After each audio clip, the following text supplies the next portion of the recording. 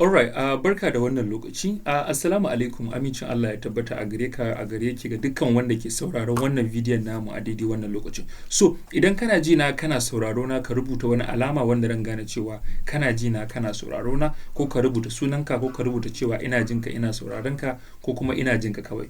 Okay? Idan kana ji na kana sauraro na, ka rubuta wani alama wanda zan gane cewa yes kuna ji na, domin mu dora daga inda muka fara. Okay, I can see. Yes. Ga sunayen ina gani. Hamid, Ahmed, Salim, Aisha, gashi nan. Okay, yes. Yusuf, Ishau, I can see. Alhamdulillah. So, barka da zuwa wannan ajin namu na zamani na sarrafa wayoyin hannu domin samun kuɗi akalla naira 50,000 zuwa 100,000 duk sati ta hanyar amfani da wannan wayar taka da kake sauraro na baki daya. Kuma insha Allah wannan ajin namu gaba daya ba zai wuce minti 30 ba, mun yi komai mun gama gaba daya. Wannan shine. So, ko da baka taɓa yin komai online ba, ko da ka taɓa yi a wannan ajin namu, zan tabbatar da cewa kai ko ke ka fara samun kuɗi da wayar hannunka. Amma dukkan abin da zan yi a cikin wannan ajin namu, nawa shine na nuna ma, na gaya ma, ragowan kuma ya rage naka baki daya. Kamar yadda na faɗa, ba wai za mu ɗaukowa ba ne. A kamfaninmu na Maestro Tech Academy, kamfani ne wanda muke koyar da digital skills tun daga kan digital marketing, stock market, graphic design, AI, web design, dukkan wani skills, forex, dukkan wani skills da kake so ka koya. Muna da ɗalibai, muna da staff wanda mun jima muna yin wannan kasuwancin, muna koyarwa baki daya cikin harshen Hausa baki daya. Al'umma, sunana Suleiman Ibrahim, mai Halal online business. Kuma I think idan wannan ne karo na farko da ka fara gani na, wannan shine official portrait dina, wannan kuma dai ni ne ga nan ina bayani, kuma God so kind an ƙara haɗuwa, hular da na sa a wannan hoton ita ce a kaina. So, babu damuwa, let's proceed. So, wannan kasuwancin namu na Halal online business, kasuwanci ne wanda a wannan shekarar tamu ta 2026 ɗalibai da dama sun fara, sun amfana, kuma sun canza rayuwarsu ta hanyar wannan kasuwancin. So, abin da za ka yi shine kai ma ka tsaya ka saurara domin ka fahimta, sannan ka ga yadda sauran ɗalibai wanda suka canza rayuwarsu ta hanyar amfani da wayar hannunsu. I think bari ɗan tura reminder. Okay, barka da wannan lokaci. So, mun riga da mun fara wannan ajin namu, so zan kulla wannan group din yanzu. So, idan mun dawo daga ajin, sai ya zamanto cewa kowa ya yi magana. So, kuma yanzu wanda ya san bai rubuta sunansa da sunan jiharsa ba, kawai ya danna wannan link din domin halatta ajin mu a YouTube yanzu. So, mun riga da mun fara ajin, guys. Saboda kada kusan yanzu za ku ga wani sai yanzu yake zuwa ya bude group bayan an ce tun 8:30. So, mu ci gaba. So, wannan shine still official hoto na, kuma alhamdulillah mun jima cikin godiya Allah dukkan abin da dami a rayuwa, sai dai mu ƙara gode ubangiji bisa ni'imomin da ya mana da kuma karamcin da ya jima yana mana baki daya. Ban so a yau ko a gobe yau kai tunanin cewa abin da zan koya ma a daidai wannan lokacin ne Suleiman Ibrahim abu ne wanda ban iya shi ba. Abu ne wanda a cikin wannan shekarar ta 2026 na samu 18.5 million naira. Yes, 18.5 miliyan naira a cikin wannan kasuwancin ta hanyar amfani da wayar hannuna baki daya. Wannan shine, kuma na jima ina yin kasuwancin online, ba abu bane wanda na fara wannan shekarar tun ina dan jami'a, wanda na yi jami'a kimiyya da fasaha ne da ke garin Wudil. Tun ina dan jami'a nake yin online business, nake yin sa baki daya. Kuma alhamdulillah mun jima mana cin gajiyarsa, sannan wanda suke bibiyar mu ma mun jima mana fahimtar da su. Kafin mu nisa, wannan ajin namu gargadi, jan hankali, wannan ajin namu ba sun masu bukatan irin hanyar gaggawa bane. Wannan ajin namu na masu burin canza rayuwarsu ne har abada ta hanyar koyon online skills. Wannan class namu ba irin na rago bane, masu tura platform ko kaza, ko mutum a ce ya bada 1000 kaza za a bashi a'a, wannan ba shi bane. Ba irin platform bane na masu NRC, my share, 5TU, ba shi bane. In ka san abin da ya kawo ka kenan, ni ba irin wayannan abubuwan nake ba. Na jima ina faɗa, musamman wanda suke following dina a Facebook da TikTok, cewa ku daina shiga platform, ku daina shiga. Sannan ina ƙara faɗa, abin da yasa har yanzu zaka ga a wannan shekarar, a cikin last post da na recently a TikTok, na yi magana akan cewa abubuwan da ke faruwa yanzu a Arewa, har yanzu kaso 95 zuwa 90 na wa'inda aka yaudara a shekarar 2026 a online 'yan Arewa ne. Shin ko kun san saboda me yasa? Saboda dukkan abin da ake yaudara 'yan Arewa mu a online, da 'yan Arewa mu ake hada baki ake yaudaran su. Saboda me yasa? Dan Arewa mu zai zo ya shiga wani platform wanda bai san shi ba, wanda bai san ma waye ya taba yin shi ba, amma saboda ya sa kuɗin sa ko 200,000 sa ko 50,000 din sa, sai a ce mai sai ya kawo mutum 5 ko 10, sai ya ta ba ku rudu cewa ku zo ku shiga, sai ku je ku shiga da kuɗin da kuka shiga da shi ne aka biya shi. Maybe shi an biya shi ya sha kuɗin shi ya da, amma ku kuna shiga da adapter da ku. Haka wannan NRC din, wasu jalin su, wasu kuɗin makarantar su, wasu ina faɗa dukkan abubuwan da ake online abu uku ne, kuma idan ka wuce wayannan abubuwan na uku ka riga da ka fara hannun sari. Na farko ko da ya zama cewa kana yin trading ka sai dala ka ci riba ko ka faɗi. Na biyu ko ya zama cewa kana da wani qualification kana yi wa kamfani aiki based on contract suna biyan ka ko wani abu, ko kuma ya zama cewa kana yin wannan halal online business namu. Wannan shine. Sannan wannan ajin namu ba masu tura referral bane, Tinubu, Dangote, Davido, tallafi a ina. Kana tura link da girmanka da bayanka, wanda kai ka san in yanzu zamu shaƙe ka mace link ɗin daga ina aka fito da shi, kai baka sani ba. Shi sa nake cewa amfanin koyon online skills kenan, saboda da zaran kaga irin link ɗin da kasancewa ba daidai bane, in kana da online skills ka sani. Kamar ni yanzu da naga platform, da naga abun platform of just laugh, zan gaya ma cewa maybe wannan platform ɗin kai da zaka shiga yanzu za su iya biyan ka, amma ka sani ƴan uwanka da abokananka da waɗanda kake jin kunya idan ka jawo su za a gudunma da kuɗi. Saboda kai da ka shiga sun ci kuɗinka, so wa'inda ka jawo da kuɗinsu da suka shiga da shi za a biya ka su masu ci. Su kaga wannan typical cuta ce kawai zalla. Wannan shine. So wannan ajin namu ba na referral bane. Sannan kamar yadda na faɗa, ajin ba zai wuce minti 30 ba. Idan ka san ba za ka tsaya ka ji ka saurara ba ka tafi. Wannan shine. So da tsari na shine ba zan taɓa baka dama ka zo ka fara online business da ni ba sai ka fahimci abin da nake. Wannan kenan. Sannan ni ba na yin class a group. Ko zo kulle mutane a gurbin zo a yi ta kaza a ta tura da sit. A'a, zan zo YouTube ne, zan ma bayani. Wannan channel din sama da mutum 9,000 zuwa 10,000 suke subscribing nata. So abinda muke is a typical business wanda ya zama to is interested in learning halal online business a 2026 domin canza rayuwarsa, ya tsaya ya saurara domin ya canza rayuwarsa. Wannan ajin namu na ma'aikatan gwamnati ne, na ɗalibai ne, na mata iyaye ne, na NYSC corpus ne, na 'yan kai duk mai burin canza hanyar rayuwarsa ta hanyar amfani da wayar hannunsa. Wannan ajin nashi ne, za ka iya amfani da shi. Alƙawari na anan shine zan yi bayani dalla-dalla, zan yi bayani filla-filla. Kai ko dan firamare ne, kai indiya kana jin Hausa, ka yi amfani da wayar hannu kuma kana da ita, za ka san me ya kamata a ce ka yi domin samun kuɗi aƙalla naira 50,000 zuwa 100,000 duk sati ta hanyar amfani da ita. Wannan kenan. Alƙawari na shine ba zan ɗau mutum 10 ba kamar da ku gani anan, mutum 6. Dama abin da na faɗa kenan tun a group, zan ɗau mutum 6 saboda wannan shekaran I have been very busy, ina yin abubuwa da dama, Tech Academy, AI, abubuwan sun yawa. Su halal online business in na tashi class mutum 6 nake ɗauka. Kuma 6 nan ku ne za a baku damar fara wannan kasuwancin. Haka zalika mutum 6 nan sai mun zo ƙarshen aji za mu faɗa su wane ne aka ba wa damar fara wannan kasuwancin. Kafin ka nisa ina so ka san cewa ni waye, so da kai ta saurara na baka san ko ni waye bane, daga ina nake, ba daidai bane. Sunana Suleiman Ibrahim, wanda kowa ya fi sani a matsayin digital marketer. Ni tsohon shugaban ɗalibai ne daga Jami'ar Kimiyya da Fasaha da ke garin Wudil, sannan tsohon shugaban ɗalibai ne na jihar Kaduna. Na jima ina koyar da kasuwancin online, wanda na koyar da ɗalibai sama da guda 1000 da harshen Turanci.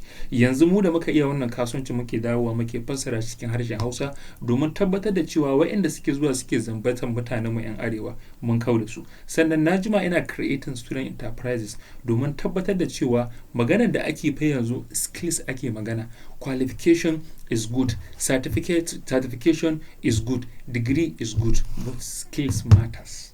Zai iya zama cewa kai yanzu injiniya ne, amma kai zama cewa akwai wanda yake engineering ya gama amma bai yi aikin komai ba, amma wanda ya jima yana aiki zai iya shiga gida, manyan gida, ya haɗa wuta, ya haɗa kaza, a biya shi.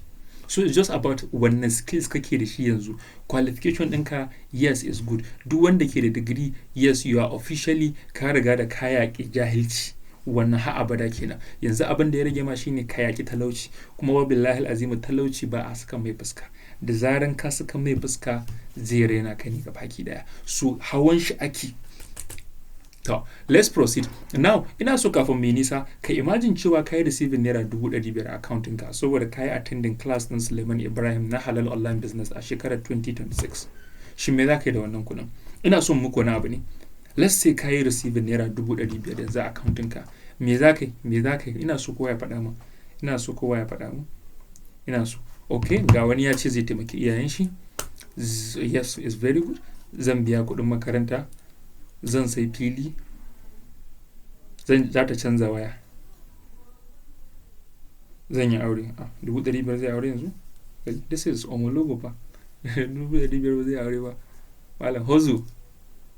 Okay, gashi zai sai keke ɗinki. So abinda muke magana a nan shine, abinda nake so ku fahimta da wannan bukatun da kowa yake so ya da 500,000 ɗin nan shine, bukatun ka na kuɗi daban, bukatun ta na kuɗi daban, bukata na kuɗi daban, shi ma na shi daban. Amma dukkanmu gaba ɗaya wanda bukata muke da shi iri ɗaya, bukatar shi ne kowa yana bukatar kuɗi. So ta wani hanya kowa zai biya samu kuɗi shine ta hanyar koyon online skills, ta hanyar koyon abin da zai taimake ka domin samun sauƙin rayuwa da sauransu baki daya. So kana buƙatan kuɗi, kowa yana buƙata, amma abin da kake yi ta wata samun kuɗin shi yake nuna cewa wannan buƙatar taka tana da muhimmanci sannan tana da amfani. So dukkan koda kana da buƙatar kuɗi amma baka aiki akan neman kuɗin, it's useless. It's useless. You may say you wanted to help your parents, amma baka yin wani effort to help them. Kawai a baki ne. Kamar mutum ne ta cewa, kamar saurayi ne ta ce budurwa yana son ta, to kana son ta ka aure ta mana. That's the advantage. Kamar kai ne ka ce kana son abu kaza, action ake magana, me kake yi domin samun wannan.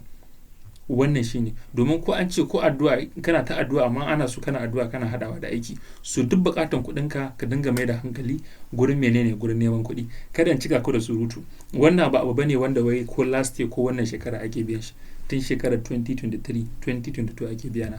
Tun wancan shekarun ake biya na irin 50,000, 100,000, 80,000, 70,000, 60,000 da wani abu ake biya na irin wayannan kuɗin a sati. Ka imagine a ce a shekaru 2-3 zuwa baya ne ake biya na 100,000, 50,000, 60,000 da sati. Sai ka imagine a yanzu wannan shekarar 2026 after 3 years kuma still ina yin wannan abu. Kaga duk wani shige da ficen su duk an jima ana yin sa. So ba abu bane wai wanda kawai bayani na zo ina yi akai ko wani abu. So wannan mun jima mana abubuwa sosai a duk inda muka fa samu kanmu, ni da mai girma gwamnan jihar Kaduna ne, His Excellency Malam Obasani, nan kuma ni da mai martaba His Royal Highness Ambassador Ahmad Nuhu Bambali, nan mun yi celebrating International Student Days domin taimaka da ɗalibai da sauran abubuwa baki daya. Kai al'umma mun jima mana abubuwa domin duk inda muka je a rayuwa muna tabbatar da cewa mun bada tamu gudunmawar kafin mu wuce, wanda har nayi service na yi zauna a Taraba ne, na yi daga nan gudu Kaduna. Yes, but you can't stay long now, this is Nigeria. So wannan kuma har award aka bani, award of excellence daga Lagos, bayan an yi translating Nigerian constitution into Hausa, Yoruba and Igbo da sauransu baki daya. So me yasa ni Sulaiman Ibrahim nake wannan ajin? Ina yin wannan ajin ne saboda wa'annan dalilan. Dalili na farko shine ni dan Arewa ne. Na biyu, yan Arewa su suna so su samu kuɗi a online, amma mentality da aka sa mutanen mu yan Arewa shine yake kai su ga inda ba daidai ba. Abin da aka sa mana a ƙwaƙwalwa game da kasuwancin online Arewa shine an zo an ce mana cewa idan kana so ka samu kuɗi a online kawai kuɗi zaka bayar ba tare da kayi komai ba, zaka dinga samun kuɗi. Wannan shine biggest yaudara da aka yi wa mutanen mu Arewa game da online.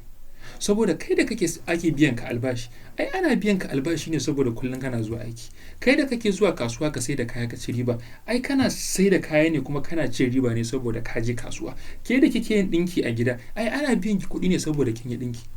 Dan kawai online saboda kana da kuɗin da zaka iya sayan keke ko zaka iya bude shago sai ka zo ka ajiye kuɗi ba tare da kai komai ba. The only business da ake irin wannan shine stock market. That's the wanda zaka sa shi ya dinga increase yana decrease. That's it. Da ƙarshe a dinga biyan ka dividends da sauransu. Amma babu, don't let anyone deceive you. So shi sa muke creating wayannan awareness. Sannan abu na gaba ina faɗa, ko da ba za ka koyi online business ba, ko da kai kana jin cewa kai you have reached the capacity of financial stability, kana da kuɗi, ba girman ka bane, ba capacity ka bane a kana online business, yes fine, mun ji mun yadda, amma ka koyi online skills saboda online era has come to stay. So idan ka koyi online abubuwa na skills, ka dan fahimci ilimi da abubuwa akan online, kai a karan kanka za ka guje wa 'yan zamba cikin aminci wanda za su iya zuwa su yaudare ka, za ka guje musu, iyalanka ko kannanka ko matanka ko 'yan uwanka su ma duk za su tsira da wannan abin saboda albarkacin kai ka koya. Saboda in sun ga wannan za su yaya kaman kaza mai gida kaza, amma kai ba ka da shi, su ba su da shi. Kamar yanzu a kamfanin mu na Maestro me muke yi, mun fara kawo wasu online courses wanda za a dinga ba ma yara, saboda abinda ba muke so mu ba gane cewa yanzu fa maganar waya fa bayan da zaka yi ba, yaro laptop ko computer dole sai ya an bashi ta, sai dai in babu hali.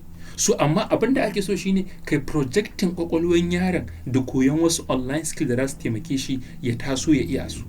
Saboda abin da mu aka yi a set mu ko abin da aka yi a magabatan mu shine an gaya mana cewa idan ka je kai digiri ka gama ka dawo zaka samu aiki. Yes, aikin ana samu, wasu ba sa samu, amma ka je ka tambayi wanda suke samu, are they sustainable wannan aikin? They are not.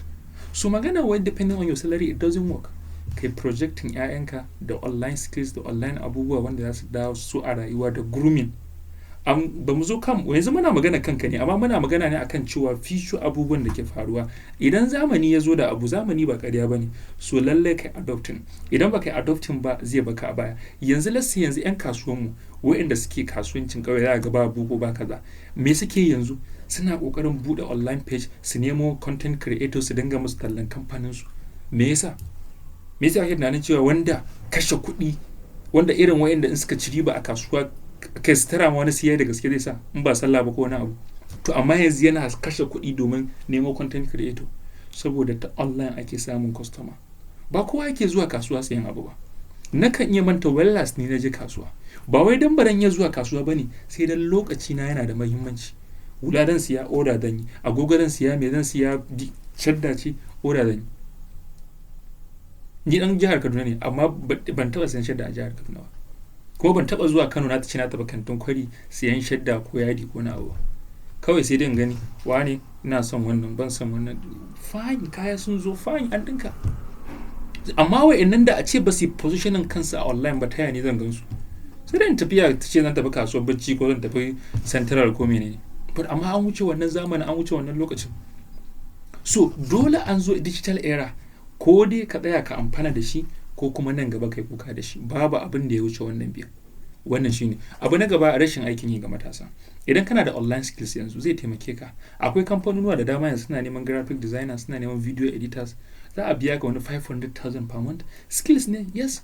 Masu real estate din nan suna neman videographers, suna me, amma mutanen mu duk ba su iya ba. Kuma ka ƙi ka je ka koya. So kuma wannan halal online business ne. Akwai abubuwan da mutane suke zuwa su shiga na online bet me duk ba shi ne. Amma yanzu abin damuwa, matan aure ma suna yin bet, online bet. And it is very shameless a matsayin mu na musulmai, muna da ilimi sannan a ce mana boyewa. Shi yasa duk wanda Allah ya bashi daman zuwa wannan ajin zaka iya sharing wannan YouTube link din domin yan uwanka ko wani shi ma ya kalla ya saurara ya ji in zai iya sai yi. So wayannan kasuwancin da ran koya muku a daidai wannan lokacin baka bukatan a ce wai sai ka bude shago, office, kamfani da fara delivery, duk baka bukata. Shin menene wannan kasuwancin? Wannan kasuwancin gaba ɗaya da muke magana akan shi sunan shi affiliate marketing. Na san da cewa ka taba jin affiliate marketing. So ko ka taba ji ko baka taba ji ba, ina so a yau a daidai wannan lokacin ka tabbatar da cewa ka fahimci menene affiliate marketing. Affiliate marketing wani kasuwanci ne wanda ake bukatan ka sai da kayan wani, wanda mai kayan shi ya dau wannan kayan ya baka da alƙawarin cewa dukkan kayan da ka saida mai guda daya zai biya ka rabin kuɗin abin da ka saida. Dukkan abin da ka saida mai guda daya zai biya ka rabin kuɗin abin da ka saida. So rabin kuɗin abin da ka saida nan shine abin da za a zo a biya ka a wannan kasuwancin na affiliate marketing. So idan aka zo aka biya ka, za a dinga biyan ka al'adan ka ne zuwa asusun banki. Yanzu misali a ce ka saida kayan naira 100,000, za a biya ka al'adan naira 50,000. Idan ka saida kayan 200,000, za a biya ka al'adan naira 100,000. Idan ka saida kayan 20,000, za a biya ka al'adan naira 10,000. Wannan kasuwanci ne wanda ake yin shi da harshen Hausa. Sannan wannan kayan gabaki daya ba fa naka bane, amma za a dau wa'annan kayan a baka ne domin ka dinga saidawa. Wannan abin burgewa shine an san da cewa baka taba yin kasuwancin online ba, so za a koya ma hanyoyin da zaka dinga bi kana saida wa'annan kayayyakin gabaki daya. Yanzu bara ne misali da kai da ko kuma da kawayenka. Za ki ga kawai akwai kawayenki wanda suke saida maybe after dress ko kuma abaya ko hula ko jaka ko takalma. Amma kai ko ke kin san cewa wannan gayan bai da shago, bai da jarin da zai dinga posting wa'annan kayan. Me shi affiliate marketer ne na saida a baya.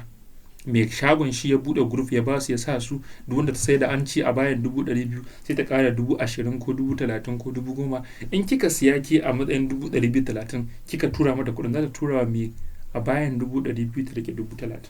Kuma ta ce halal, kuma za a dauko a bayan ki a baki kuma mai kyau ce.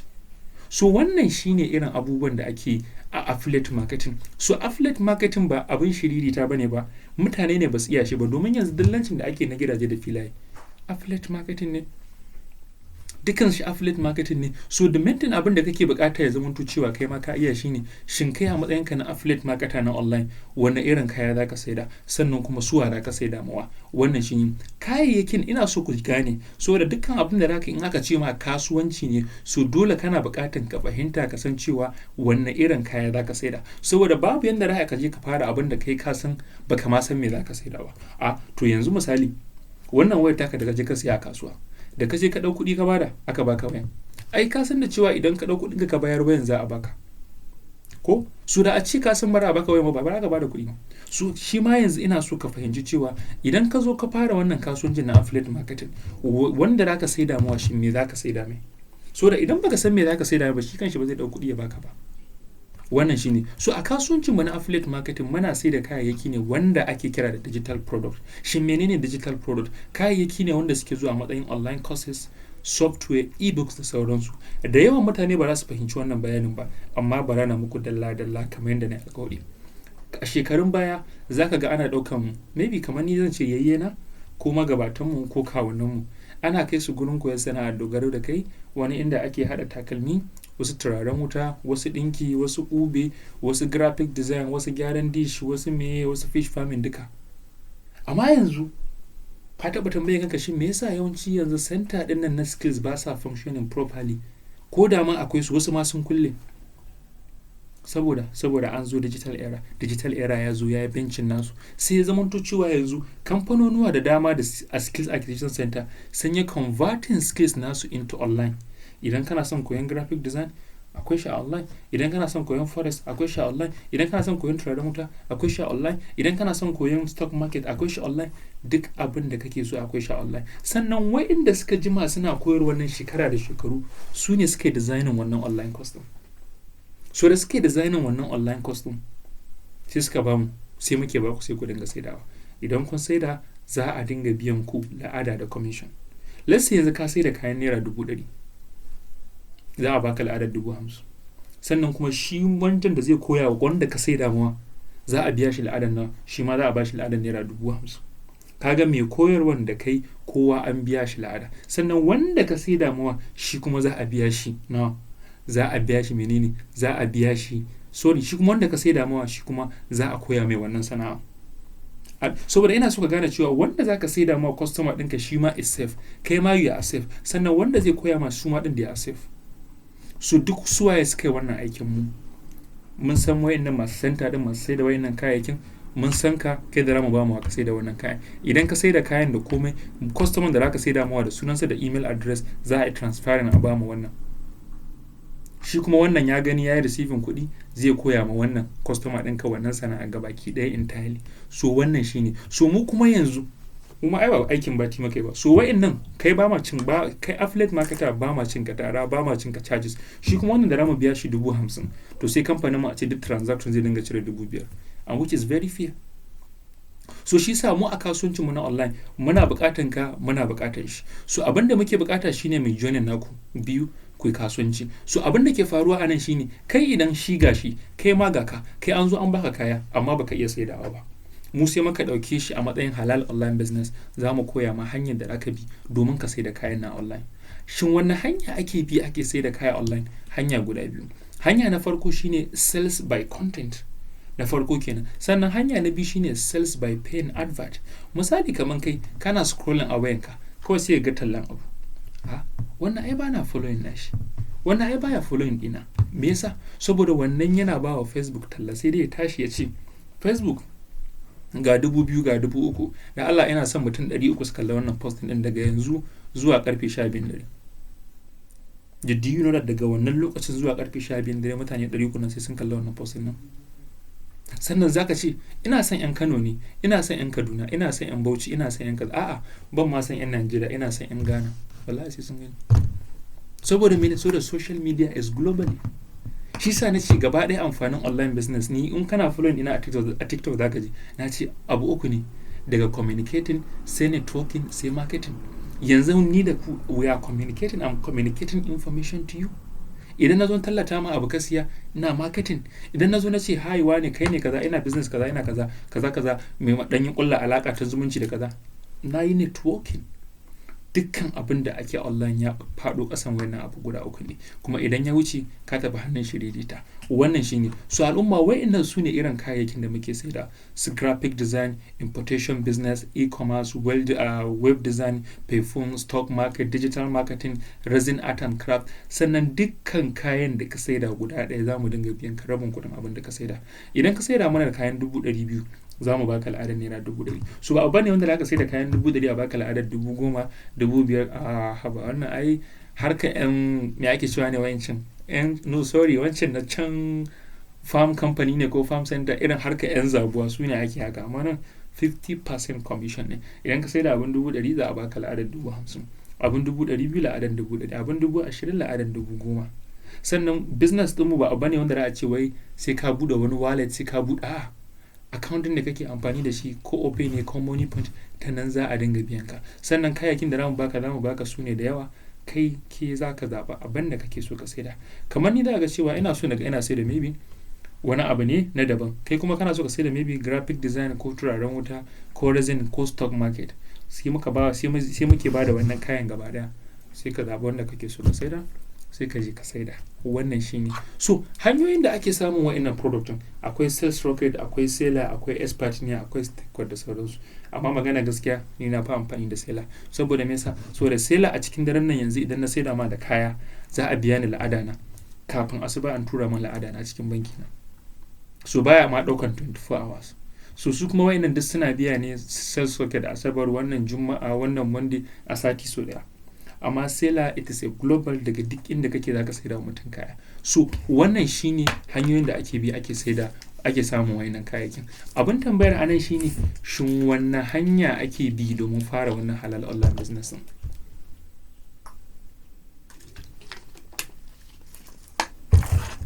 So hanyoyin da ake bi ake fara wannan kasuwancin hanyoyi ne guda uku. Kuma abin da nan ce anan shine alhamdulillah officially kana da abu guda biyu. Abin da kake bukata shine abu guda daya. Abu na farko shine kana bukatar wayar hannu, which I believe wayanka tana hannunka ko dai tana kusa da kai. Abu na biyu kuma shine kana bukatar internet connection, wato data. Dan na san da ba dan data ba da yanzu baka kallo na a wannan lokacin. Kana da shi. Abu na uku shine kana bukatar map. Shin menene wannan map din? Wannan map din sunan shi fa Maestro Affiliate Program. Wani program ne aka yi shi domin tabbatar da cewa kai da kake so ka fara kasuwanci na halal online business, ya koya ma, ya bude ma, ya nuna ma, ya guide naka akan yadda zaka business din baki daya. Shin wannan MAP din me ya kunsa? Kaɗan daga cikin abubuwan da wannan MAP din ya kunsa shine, na farko zai ƙara ma da mindset mastery. Da farko dai wato ya zamanto cewa an goge lissafin tunaninka cewa online business scam ne ko kuma platform ne ko irin su NRC ne. A'a, ka gane cewa online business simply means online skills, wanda darajar wannan ta kai naira 20,000. Na biyu shine da ma introduction into affiliate marketing gaba daya. Shin meye affiliate marketing? Shin kai ma mai kamfani zaka iya yin affiliate marketing? Shin kai mai kasuwanci kaza zaka iya mai da wasu customers sun ka su zama affiliate marketers? Duk za a ma wannan bayanin. Darajar ta kai naira 20,000. Za a zo a baka cewa shin kai da ka zo ka fara affiliate marketing, let's say kana Kano, let's say kana Kano, let's say kana Bauchi, let's say kana Zamfara, let's say kana Katsina, let's say kana ina, wannan kaya kamata ka saida. Idan baka so ka saida kayanka zuwa ga 'yan garin kutu, wasu ya kamata ka saida mu? Zaka saida wa 'yan Niger, 'yan Ghana, 'yan France, 'yan Kudu, 'yan Arewa, 'yan ina. Za a baka duk ilimin da ya kamata a ce kai. Na biyu za a koya ma funnel da magnet. Na uku za a koya ma audience building. Let's talk about this, guys. Za a koya ma WhatsApp marketing. Shin ka taba tambayan kanka me yasa WhatsApp na daga cikin platform din da kowa da kowa yake? Idan na ce kowa ina nufin dukkan wanda ke da waya za a ga yana yi. Za a ga a shekarun baya ga people are excited when they have maybe 10 story viewers, 20, 100 ko 50 ko wani abu. Me yasa yanzu kowa yake WhatsApp? WhatsApp ne kadai zaka ga ba wanda za a ce wai I'm a rich kid, I'm from poor, bana WhatsApp. Kowa yana yi. Sarki na yi, professor na yi, gwamna na yi, senator na yi, kowa yana yin WhatsApp. Shin saboda me yasa? Saboda WhatsApp ya zama cewa kusan ruwan jikin kowa. Kai har family group yanzu akwai fa. Shi a gamuwa muna da shi. Suna ta damburwa. Wasan dai family yanda suke. Muna da shi. Yau a ce kaza, yau a ce kaza, yau a ce kaza. Wasu muka ji shiru, wasu muka ji kuma an dauka. So duk irin wa'annan. Sannan yanzu misali kamar kai, department ɗin ku za ga cewa in za a sanar da lectures ko test ko wani abu ta WhatsApp group ake. Kamfanin ku haka. Business ɗinka haka. Me yasa? Saboda kowa yana WhatsApp, kowa yana expecting wani abu na alkhairi daga WhatsApp. Amma abin tambaya shine, shin kai wani alkhairi kake shuka a WhatsApp ɗinka? Akwai wanda in an duba WhatsApp ɗinsa akwai damuwa. Wannan dai ba shi bane. Wannan magana business muke. So abin da ake magana a nan shine WhatsApp fa is the most simplest guri da za ka yi marketing sannan ka samu customer. amma WhatsApp matsalarsa shine customer din wanda suka san ka ne. So ta yaya ka samu more customers daga WhatsApp? Saboda ni a nawa tunanin duk wanda a ce zai iya kaiwa shekara 1 ko wata 6, kai wata 6 ma kana amfani da WhatsApp, sannan WhatsApp ɗinka was not been able ya baka dama ko riba ko wani abu na naira 500 riba kawai, to be honest baka ma san me ake nufi da WhatsApp ba. Domin under WhatsApp akwai WhatsApp broadcast, akwai WhatsApp business, akwai WhatsApp AI, abubuwan da yawa. So people are making a very good amount of money through WhatsApp. Sannan ta WhatsApp zaka bada talla, ana bada talla ta WhatsApp mana, duk gashi nan ana bayarwa, amma people doesn't know. So za a koya ma WhatsApp marketing. Abu na biyu za a koya ma landing page. Abu na uku kuma mai mahimmanci shine za a koya ma wannan social media advertising na Facebook, TikTok da Instagram. Za ka dinga bawa Facebook talla, za ka dinga bawa Instagram talla, za ka dinga bawa TikTok talla. In followers kake so, in customers kake so, kai ko me kake so ka saida a social media za a koya ma inda za ka yi promoting nashi. Duka akan darajar shi naira 20,000. Saboda shi fa wannan advert ɗin da za a koya ma na Facebook, Instagram da TikTok, za ka iya amfani da shi for your company, kasuwancinka, sana'arka ko wani skills naka. Amma dai mun koya ma shi ne under wannan business saboda ka yi register da mu. But amma menene shi ma za ka iya scaling kai amfani da ilimin da ka koya a wannan business ɗin ka ɗora shi a can. Saboda mu kula abin da muke faɗa shi ne magana fa wai ka ce wai salary ko kasuwanci guda ɗaya ba zai farke ga ɗan Najeriya ba. Da su komo da muke da kamfani na Maestro muna zuwa office, muna aiki, muna abubuwa da dama. Kuma shi online baya hana ka wai aikin ka sana'a a kan me. Saboda kai za ka yi projecting business ɗinka na online based on lokacin da kake so. For me, ina da student wanda they are lecturers a kasuwancin online ɗin nan, halal online business.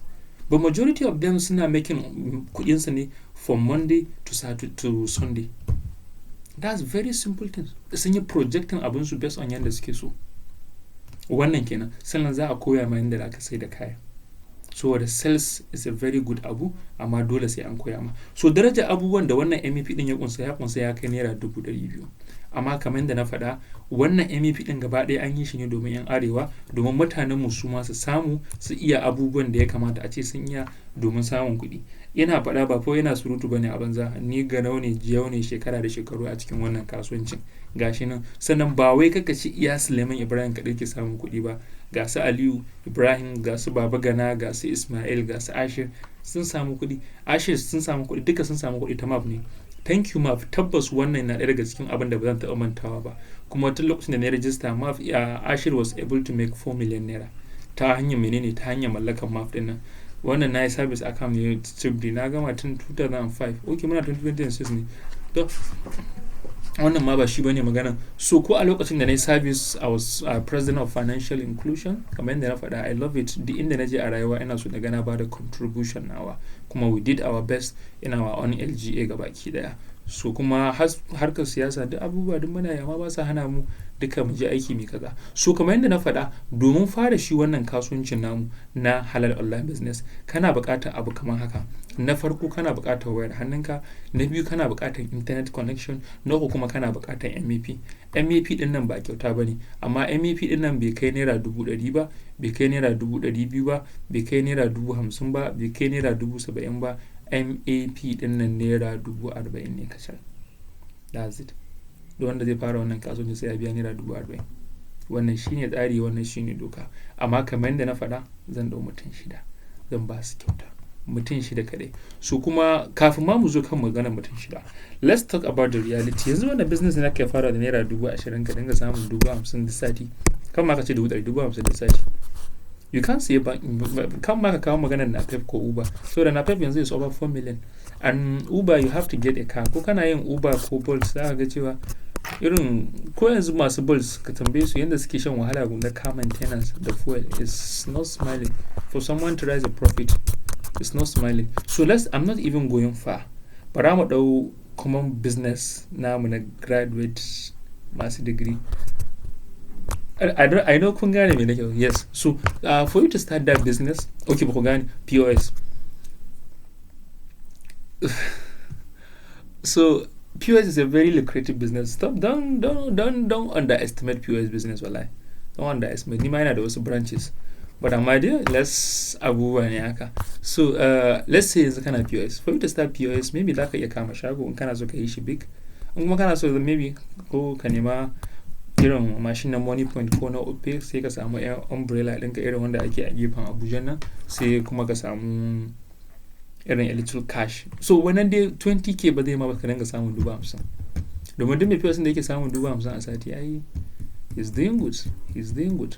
So abinda ake magana yanzu anan shine ka san akwai wani abu da ke faruwa idan kai lissafin ka cewa duk sati ka samu naira 50,000 ne, yes you will find it, but amma sai ka zo ka cewa kai akwai waɗanda suke samun miliyan 1 duk sati, 500,000 duk sati. I'm not saying you should ka je ka bi amma sai ka tsaya ga cewa shin su me suke yi da ni bana yi, sai ka tsaya ka koya. Duk kudin da kake tunanin fa akwai shi wai kana nema, akwai yana hannun mutane, akwai shi. You just have to solve their problem, do the business and you get the money. So wannan shine. So kyautan da zan bayar zuwa ga mutane 6 alƙawari cikawa. Wannan kyauta ne zuwa ga mutum 6 wanda ya samu damar sauraron wannan ajin har zuwa wannan lokacin. In dai kana sauraron wannan sakon har zuwa wannan lokacin, in dai ba ka yi gaggawa ka yi bacci ba, zan ce ka bari mutane 6 na har sun cika, to shine ya zai ƙare. Wa'innan mutane 6 ba za su biya naira 40,000 domin fara wannan kasuwancin ba. Na ce zan ba su kyauta, amma su ma sai sun biya kuɗin rijista, kuma ba za su biya 30,000 ko 20,000 ba, za su biya naira 15,000 ne kacal, kuma za a cika musu, za a musu rijista, za su fara wannan kasuwancin. Wa'innan mutane 6, abin da yasa ni ban ɗaukar mutane da yawa online, bari an faɗa muku wani abu da online. Maybe wasu kunku sun taɓa yin online business sun yi failing. Me yasa kai failing? Saboda dalilai guda 2 zuwa 3. Idan ka ci ka fara online business gurin wanda ba zai iya ma bayani ka fahimta ba, yes gashi dai yana so ya koya ma amma bai iya koyar da kai ba, kuma ba wai dan bai da ilimin bane, saboda menene koyi iyawa daban sannan iya koyarwa daban. Ba wai ina yaban kaina bane wannan, because from the way I speak you will know that na koya ma abu ni ban da matsala. Wannan kenan. Abu na biyu, idan mutum ba zai baka lokacinsa ba, saboda abu ne wanda aka so aka ɗauka kai baka taɓa yi ba. So in baka taɓa yin abu ba, dole kana buƙatar wanda zai guide naka. Kana yin abu, wane guri kaza na je amma abu kaza ya ƙi, wane nan zai ce ma kaza ne, gyara kaza. So ni ina ɗaukan wanda na san za mu yi waya da kai, za mu yi chatting da kai, zan baka lokaci, zan ma voicemail, zan gaya ma, zan tura ma abu, zan nuna da zai ci sabon san ɗaukar ka zo ka ɗau mutane yi wa'inda ka ɗauka ɗin yan daidai sun isa, as long as they are benefiting then that's fine. So mutum 6 nan kaɗai zan ɗauka, kuma su ma wanda ya biya naira 15,000 shine za a cika mawa a mai rijista ya fara wannan kasuwancin. Yes, za a cika mai ne a mai rijista ka fara wannan kasuwancin, saboda ko a halin yanzu mun ba da 50% discount ne. Yes, so dukkan rijistar mu naira 40,000 ne, so 50% discount. So dukkan wa'annan mutane 6 fa duk mutum ɗaya sai na bi shi na cika mai naira 5,000 a mai rijista ya fara wannan kasuwanci a yanzu hakan ma. Wannan kenan. So kuma bayan abubuwan da MAP zai koya wa mutane 6 nan, kamar yadda nake faɗa, kamar yadda kuke ji, ni a karan kaina zan ba su kyauta, wanda kyautan shine zan ba ku full mentorship da guidance akan yadda ɗalibai na suka yi nasara a wannan kasuwancin. Zan baka template na wanda yasa nake making 500k to 1 million in less than a month a wannan kasuwancin. Sannan zan koya ma yadda za ka yi converting existing business naka ko skills into digital, domin we are in digital era. Sannan zan koya ma wasan marketing. Sannan lastly zan baka audio mentorship. Idan dai kai rijistar fara wannan kasuwanci, in dai za ka ji wannan audio da na faɗa kuma ka yi aiki da shi, a lalace 30k to 50k per week, that's it. But amma fa ni ina son wanda zai tsaya na koya mai kuma kai aiki da abin da zan koya ma. That's because we have a very good reputation in online in our family da abubuwa. So duk abin da za mu yi bana yin shi ne based on abin da muka san za mu iya koya ma, za mu nuna ma, kuma alƙawari cikawa. So wa'innan mutane 6 wanda ya shirya farawa, za ka tura min sunanka da email address, za ka biya naira 15,000, za a cika ma amma rijista yanzu. Wannan number da na tura link na Halal online business na yi magana a ciki, ta ci za ka min magana yanzu, ka tura min sunanka da email address. Kawai I'm ready, na shirya farawa, ka tura sunanka da email address, ka biya kuɗi amma rijista ka fara. Amma fa mutum 6 da sun cika mun riga da mun kulle, ko kuma ka ga dama za ka tura zuwa wannan accountin ko wannan money pointing ko opay din. Kawai idan ka tura sai ka tura mun sunanka da email address da receipt din, za a ma rijista ka fara. Wannan money pointing da opay din, I repeat, money point da opay mana amfani da pampi ne.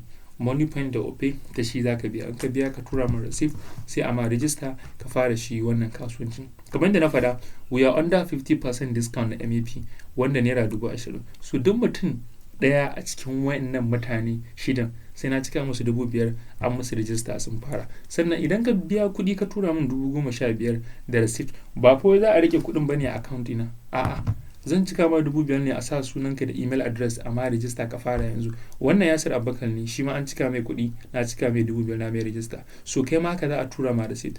Congratulations wane amma register fara kasuwancin Maestro Affiliate Program naira 20,000 da na guri kaza domin farawa. Nan gurin go to link din zaka danna officially zai kai ka zaka fara kasuwancin. So ka tabbatar da cewa ka tura min email address ɗinka wanda ka san an tura sako yana shiga. Idan baka da email address kana son zama ɗaya daga cikin mutane shida nan, za a buɗe ma email address is free kyauta ka samu ka fara wannan kasuwancin. Mutum 6 kacal, I repeat, mutum 6. So ban so mu ɗau mutanen da su zo daga baya su manya wa. Mutum 6 I'm working a nuna maka iya ka samu kai ma ka dinga benefiting daga online din nan. So kafin mu nisa ban so ka ce cewa wai ina ta bayani, this is the same people, the same mutane shi da na zo na taimaka online. This is Umar. Umar has made 310,000, 310,000. Ya ce alhamdulillah digital big killing. Na yi nasarar samun 300k ta hanyar wannan kasuwancin online bayan na mallaki Maestro Affiliate Program. Na gode sosai duba da jajircewa ka da kai a gurin fahimtar da ni wannan kasuwancin. Na gode sa. Na ce masha Allah, gaskiya na farin ciki sosai. On behalf of Maestro Affiliate Program, we congratulate you officially. Wannan akwai Shamsu, me suna wannan garin? Kusan Abdul ne karatu, me suna wannan garin? Ba Rawul ba. Ba Hadejin. Yes, kaman zaka je Manjibur Park, amma garin before Gezawa. Shamsu dan Gezawa ne. A tun lokacin nan ya attend class ina, Malam Ibrahim nayi kaza online din nan sun taba cuta na kaza ce kai malam ka ji ka fada hannun yan zamba, ba platform bane ka tsaya ka koyi online skills. Amma zan iya, ni ina Gezawa ne, nace Gezawa dai ba nan kafin Manjibur bane ko gaban Manjibur, ce za ka iya. Yanzu shi when you check Shamsu on other social media is doing very good on online. Shamsu ya making naira 290 ta hanyar mallakan MAP. Ya ce ina so na yi amfani da wannan damar gurin godiya gare ka da kuma kamfanin Maestro Affiliate Program. Ban taɓa tunanin zan iya samun kuɗi da wayar hannuna ba sai bayan haɗuwata da kai. Ina godiya matuƙa. Wannan shine kuɗin da na samu cikin wata 2 da fara wannan kasuwanci. Alhamdulillah 390 in 2 months. When you divide that over 140 da wani abu every month, and it's very good. Akwai Abdullahi a shi ma gashi nan. Ya ce alhamdulillah na ji daɗi matuƙa sosai, na mallaki kaza Maestro Affiliate Program ya samu 125. A cikin mata su ce an basu a baya akwai Hafsa, she is trying. She make her first 50k within first 2 weeks ta fara wannan kasuwancin. Satin farko ta samu kamar 20 ne, na biyu ta samu 30,000 and that's over 50k. Ta ce a gaskiya ba ni da abin da zan ce ga Maestro Affiliate sai godiya, musamman coaches din mu shi digital bill da AY kaza. Sannan wannan kasuwancin namu alkhairi ne sosai domin na gani kuma ni shaida ce. So wannan it's just like abin da kake bukata shine ka tsaya ka fahimci abin da namu koya ma, kai kuma kai aiki da abin da muka koya ma domin samun kuɗi abinka. Sannan kamar yadda na faɗa, mutum shida kadai su ne za a dauka za su biya naira 15,000, sannan su ne zan cikawa 5,500 each. Ni ma na yi contribution dina, sannan kuma za su fara wannan kasuwancin a daidai wannan lokacin. So wannan shine tsarin mu, wannan shine yadda muke kasuwancin baki da. Sannan ban so ka tunanin cewa wai abu ne wanda maybe ku ne irin first ɗaliba. A'a, it's something that tuntuni shekara da shekaru muna yi. I think this is our first group na farko da na biyu. I think wannan group ɗin ka duba ga cewa tun 2022, na biyun tun 2004. So abu ne wanda ɗalibai suna nan da dama ana koya musu, amma ba ma ɗaukan ɗalibai da yawa, kaɗan muke ɗauka. Har aka yi girma aka yi yawa haka. Duk ga sunan duk kasuwancin ake na online. MAP Maestro Affiliate Program Support Group, Maestro Affiliate Program Support Group 2, har Telegram channel gare mu, amma da WhatsApp muke aiki. Amma da Telegram saboda su suna ba da dama a tara thousands of people ne haka. So ba abu bane wanda zaka ce wani a'a, this is a reality business da ake koyarwa from kamfaninmu na Halal Online Business by Maestro Tech Academy, wanda kuma Hausa ake yin shi zalla, reality Hausa ne. Sorry, kun ji na yi ƙasa ko na yi magana da yawa. So Hausa ake yi zalla a wannan kasuwancin baki daya. So wannan shine. Sannan ko wannan channel ɗin da kake kallo nawa, na faɗa wa mutum 9,500 ne suke subscribing wannan channel ɗin nawa. So I don't think if there's akwai wanda suke abubuwan zamba kaza. Ibrahim Suleiman is the co-founder of Maestro Tech Academy, a tech education. That's it. That's what we do for living. So wanda ya san da cewa ya shirya zama daga cikin mutum shidan nan, ka tura min sunanka da email address, ko kuma ka biya kuɗinka zuwa wannan account ɗin kai tsaye. In ka biya sai ka tura min payment receipt ɗinka da ma register ka fara yanzu. Mutum shida kadai, 6 people only. That's the only thing I can say. Okay, so wannan shine abin da muke yi. Sannan in ka duba wannan analysis ne na channel ɗina. In less than 7 days, in ka duba the same views da nake samu da comment, I think the thing. So we are doing this business, it's not something that we are playing. Okay, so da ƙarshe ina so kai tunani, kuma shi wannan tunatarwa kyauta ce. A kullun ƙarfin iyayenmu kuma gabata mu karewa yake. Mu kuma da Allah, I don't know wanda suke tura mun receipt din su, kawai ka tura mun receipt, you don't have to call me through WhatsApp call. So wannan tunatarwa ne, kuma tunatarwa kyauta ne. A kullun karfin iyayenmu kuma gabatan mu karewa yake, sannan mu kuma girma muke. Magana gaskiya, bukatu ƙara karuwa suke, kuma wayannan 'yan siyasan da sarakuna da duk ba ta mu suke ba. Domin 'yan siyasan wasu daga cikin su ma kusan sata kuɗi suke. Masarautu ko ta kansu kawai suke gaba daya. Matsaloli ƙara karuwa suke. So ba wai za ka zauna kullum kai ta ihu bane akan matsalar tattalin arziki. Yes, abin da ciwo, but amma idan ka bari wannan ciwon abin ya yi defeating naka, zai sa ka manta da tunanin gobanka, wani abu ya kamata a ce ka building, ya za ka taimaki rayuwanka, sai wannan wahala ta zo ta aiki a kanka. Amma idan ka tashi ka ce yes, ka miƙe, Allah zai taimake ka. So focus on yourself, do your own best, and leave the rest to Almighty God. Amma ka zauna ka ta cewa wai kana zaune kana jiran tsammani, za ka sha wahala. Not in this country. So guys, I wish you all the best. Mutum shida wanda ya san da cewa ya shirya fara wannan kasuwancin, za ka tura min cikakken sunanka da email address, ka biya 15,000 na cika ma 5,000, amma register ka fara wannan kasuwancin. Sannan za ka iya tura wannan link na video to friends ɗinka ko abokananka domin su ma su ji su fahimta, su koya online skills ɗin nan. Sannan make sure you subscribe. Sannan idan ka ji wannan baka da damar farawa ko na abu ko addu'a ka mana maka fatan alheri. Sunana Suleiman Ibrahim daga Halal Online Business. Guys, I wish you all the best. Sai mun yi magana. Su mutum shida kawai na faɗa, kamar yadda na faɗa, mutum shida. Ka yi mun magana a online, ka tura mun sunanka da email address, sai a ma register ka fara yanzu. Mutum shida.